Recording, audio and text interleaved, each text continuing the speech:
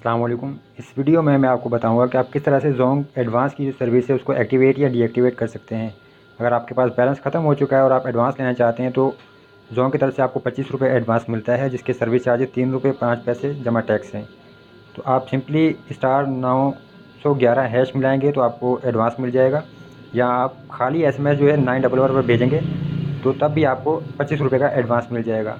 अब यहाँ पर जो है इनकी जोंग की वेबसाइट पर जो है एडवांस जो ख़त्म या डीएक्टिवेट करने का तरीकाकार नहीं लिखा हुआ, तो इसका मैं आपको बता दूं कि आप सिंपली जो है मैसेजेस में जाइए और एक नया मैसेज क्रिएट करें। 911 पे इसको सेंड करना है आपने,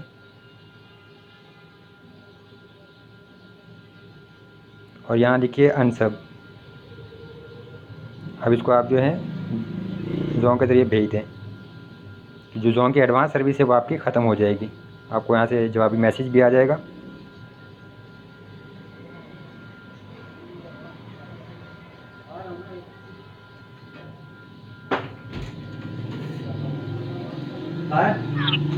ये तो लगा।